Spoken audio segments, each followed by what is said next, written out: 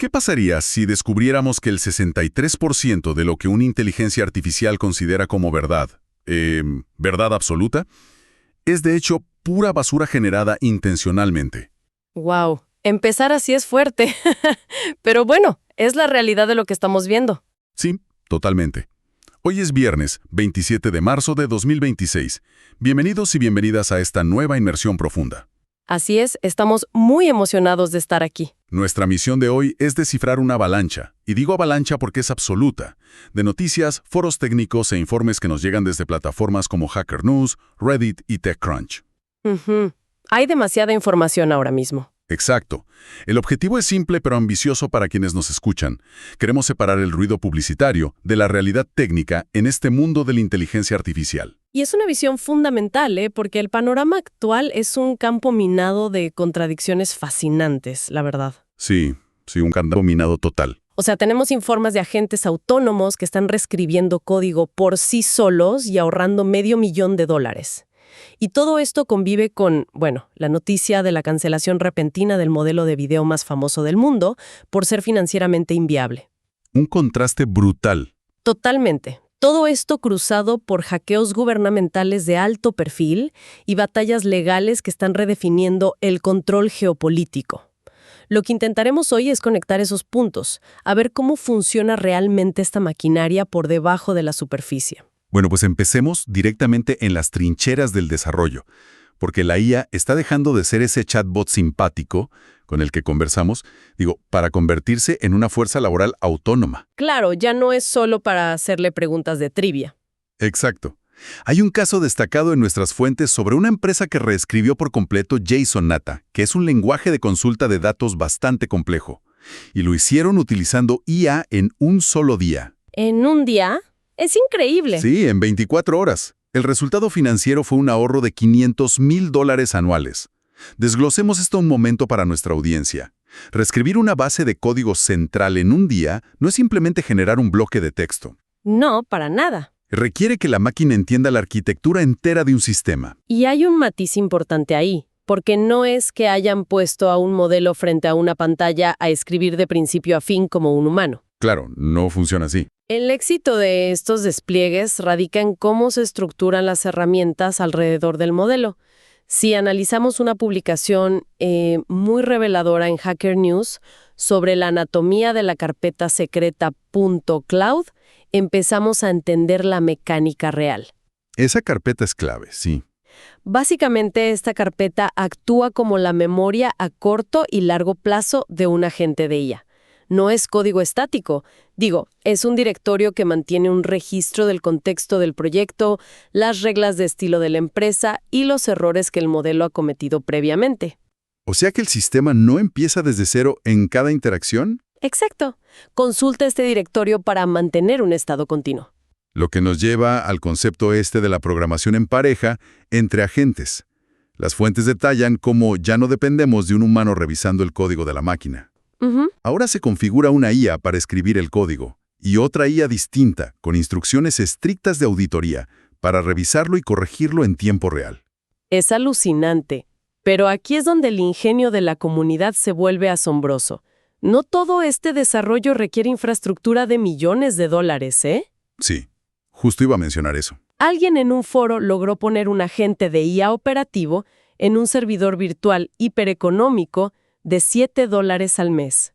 $7, una locura. ¿Y cómo se comunica este agente con el mundo? Usando IRC, el protocolo de chat de texto plano de los años 90. Lo llamaron Null Cloud Dorman. A ver, lo podemos plantear así para quienes nos escuchen. Es como contratar a un genio de la informática del año 2026 y obligarlo a comunicarse únicamente a través de un walkie-talkie de juguete de los 90. Es una buena imagen. La pregunta sería, y te la lanzo, ¿estamos romantizando estos experimentos de garaje o es este modelo ultraligero el verdadero futuro del despliegue tecnológico? Es una imagen pintoresca. Estoy segura de que a muchos les da nostalgia. Pero creo que esa analogía del walkie-talkie minimiza lo que realmente está pasando a nivel de ingeniería. ¿Tú crees? Sí, o sea, la comunidad de código abierto no usa IRC por nostalgia. Lo usa porque tiene una huella de recursos casi nula.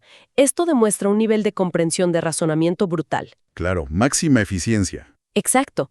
No necesitas una conexión de fibra óptica a un centro de datos masivo si la inteligencia local del modelo es lo suficientemente aguda como para operar a través de un canal que transmite solo unos pocos bytes por segundo. Eso tiene mucho sentido. Lo vemos también con el reciente lanzamiento del modelo abierto GLM 5.1. La comunidad de Reddit está reportando que sus capacidades de programación compiten cara a cara con monstruos propietarios como Claude Opus 4.5. Y la aplicación de esta eficiencia está llegando a sectores que nada tienen que ver con la programación. Ojo.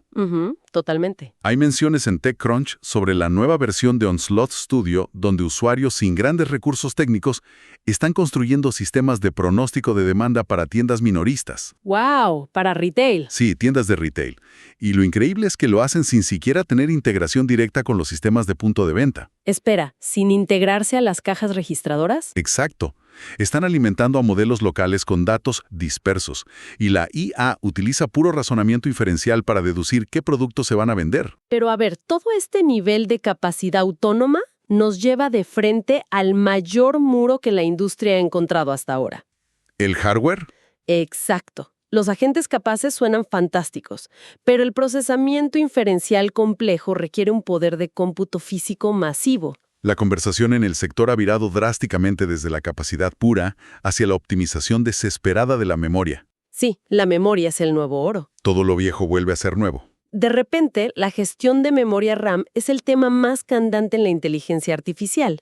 Lo cual explica perfectamente el anuncio del nuevo algoritmo de compresión de IA de Google, ese que llamaron TurboQuant. Sí, interesantísimo. Las fuentes indican que promete reducir el uso de memoria de los grandes modelos de lenguaje por 6 veces, y supuestamente sin sacrificar la calidad de las respuestas. Eso afirman, ¿sí? Para quienes nos escuchan y no están en el día a día del hardware, intentar reducir el tamaño de un modelo a la sexta parte es el equivalente a intentar meter un motor de Fórmula 1 dentro de un auto compacto sin que todo el vehículo explote al encenderlo. Es una tarea titánica. ¿Cómo funciona realmente esa compresión por debajo? Bueno, el secreto de algoritmos como TurboQuant está en la cuantización matemática. En términos sencillos, las redes neuronales almacenan la importancia de cada conexión como un número con muchos decimales. Y eso pesa mucho. Demasiado. Requiere mucha memoria física. Lo que hacen estas técnicas es agrupar esos números detallados en categorías más amplias y menos precisas, usando menos espacio. O sea, simplifican. Exacto. La red neuronal sigue sabiendo la dirección general del concepto, aunque pierda la precisión microscópica, y la comunidad está yendo aún más lejos. Siempre van un paso adelante. Descubrieron que al saltarse el 90% del trabajo de una función llamada de cuantización de claves y valores, logran mejorar la velocidad de procesamiento en casi un 23%. Wow, pero a ver, analicemos esto por partes porque me genera dudas. Dime. Saltarse el 90% de un cálculo matemático del modelo, la memoria de claves y valores es básicamente el bloc de notas donde la IA recuerda de qué estábamos hablando hace 3 párrafos. Así es. Si empezamos a recortar la precisión de ese bloc de notas, no existe el riesgo de estar eliminando pequeños chispazos de creatividad o razonamiento lateral que simplemente no se miden en las métricas de rendimiento estándar. Absolutamente.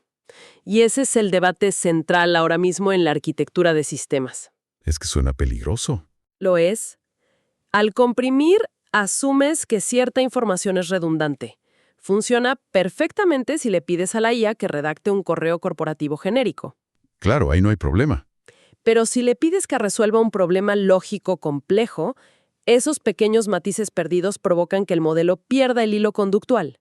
Tiene todo el sentido. De hecho, hay una paradoja fascinante en las notas de hoy que valida esa misma preocupación. Un usuario detallaba por qué abandonó un modelo pequeño y ultra rápido para volver a usar un modelo gigante y pesado de 122,000 millones de parámetros. ¿Y por qué lo hizo? Su conclusión fue literal. Dijo, más lento significa más rápido. A ver, un modelo que tarda más en responder resulta ser más rápido para trabajar. Suena totalmente contraintuitivo. Lo es hasta que analizamos el cuello de botella real de la productividad. El modelo pequeño y rápido generaba respuestas instantáneas, pero el código contenía errores sutiles de lógica. El usuario terminaba perdiendo horas, haciendo depuración manual. Claro, corrigiendo la máquina. Exacto. El modelo gigante, sin embargo, tardaba 10 veces más en imprimir el texto en pantalla. pero el código funcionaba a la primera. En la economía de la atención humana, la velocidad de generación de texto es irrelevante si el resultado requiere supervisión intensiva. Y esos errores de supervisión tienen un impacto económico directo. No es solo tiempo. Tenemos en las fuentes la historia de un usuario lidiando con el sistema Abacus.ai Clow. Uf, ese caso es tremendo. Le consumió una cantidad astronómica de créditos de pago sin siquiera registrar un uso real en la plataforma. Es un recordatorio brutal de que los fallos en la asignación de recursos computacionales se traducen en facturas altísimas. Dinero real perdiéndose en el éter. Tal cual. Aunque, curiosamente, mientras el software lucha con sus propios cuellos de botella virtuales, la IA está solucionando atascos en el mundo físico. Sí, la ironía. Hay un sistema implementado recientemente que logró aprender a prevenir congestiones de tráfico entre flotas de robots dentro de almacenes logísticos. Aumentaron la productividad general en un 25%. Es una dicotomía muy interesante. Usamos redes neuronales masivas para optimizar el movimiento de cajas de cartón en un almacén físico, pero simultáneamente estamos viendo cómo nuestra propia infraestructura digital comienza a agrietarse bajo el peso de estos sistemas. Se está rompiendo todo por dentro. Literalmente. A medida que se despliegan modelos más rápido de lo que se pueden auditar, las vulnerabilidades de seguridad se están multiplicando exponencialmente. Las grietas son más que evidentes. Hay un informe exhaustivo publicado hoy que detalla minuto a minuto la respuesta a un ataque de malware dirigido contra Light LLM, que es una herramienta crítica de enrutamiento para desarrolladores. Sí, un dolor de cabeza enorme. La infraestructura básica está bajo asedio constante.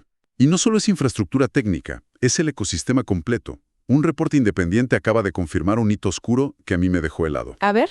Los bots automatizados y las IA han tomado oficialmente el control de Internet. ¡Wow! Ya representan la inmensa mayoría del tráfico web global, superando a los usuarios humanos. La realidad ha llegado a la cima de la seguridad nacional.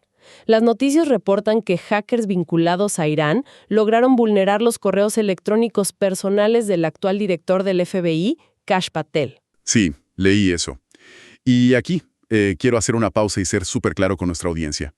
En este análisis no tomamos ninguna postura política ni respaldamos perspectivas sobre este hackeo. Exactamente. Nos limitamos de manera estrictamente imparcial a reportar los hechos técnicos provistos en el artículo de Hacker News. Así es. Nos mantenemos en los datos. Pero volviendo al tema, lo que esto demuestra es que ni siquiera las agencias gubernamentales con los presupuestos de defensa cibernética más altos del mundo están logrando proteger las superficies de ataque humanas en este nuevo paradigma. Es que el problema de fondo no es solo a quien atacan, sino cómo están construidos los cimientos del sistema.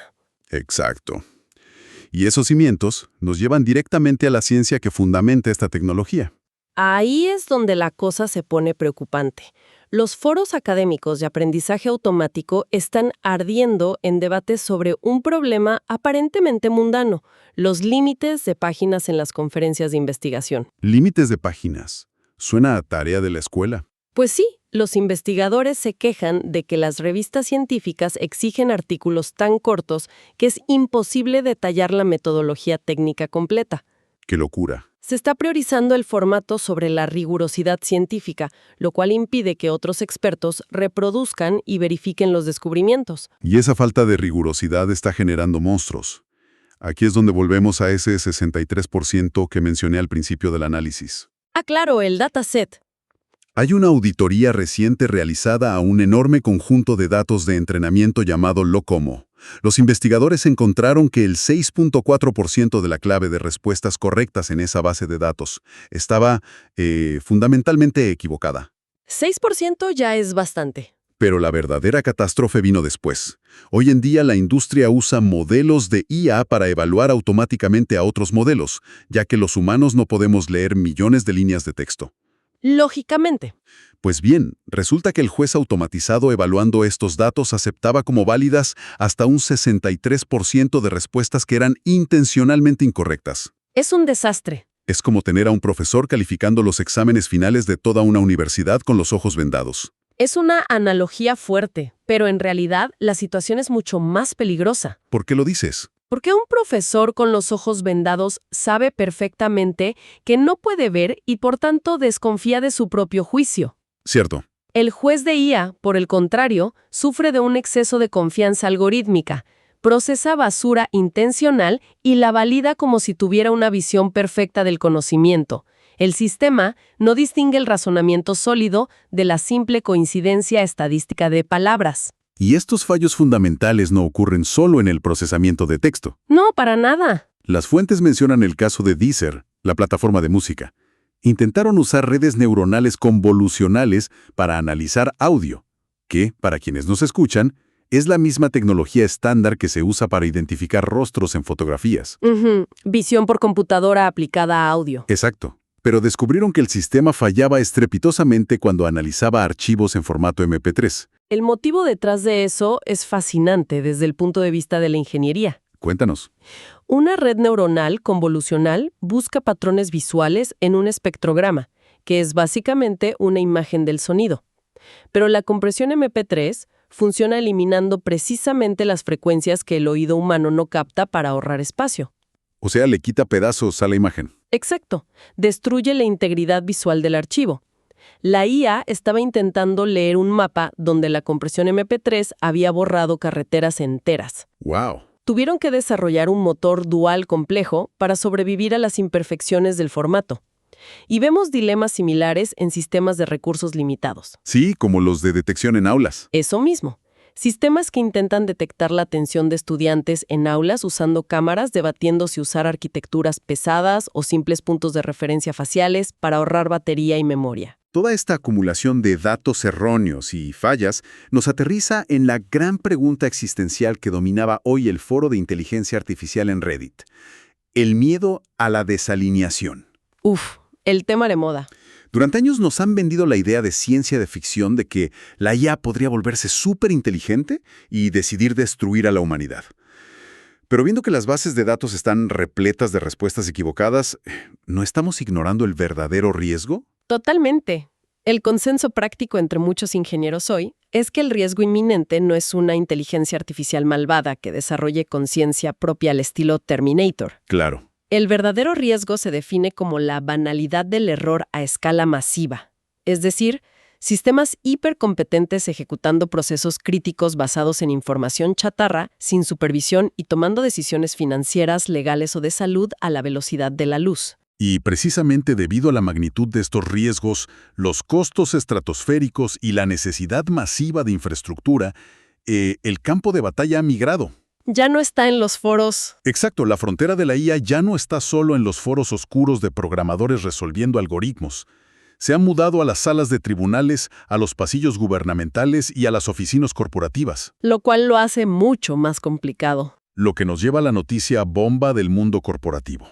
OpenAI acaba de cerrar definitivamente su herramienta de generación de video, Sora. Una sorpresa gigantesca. Y al mismo tiempo, Disney cancela una asociación de $1.000 millones con ellos.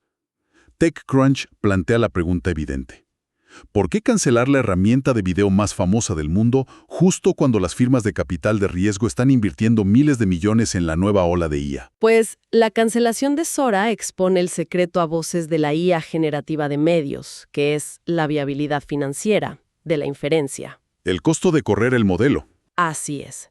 Generar un video hiperrealista de 10 segundos para una demostración de marketing es impresionante. Pero escalar ese proceso para que millones de usuarios globales generen videos a diario requiere un consumo de tarjetas gráficas que quema dinero más rápido de lo que cualquier suscripción puede recuperar. Es insostenible. Totalmente.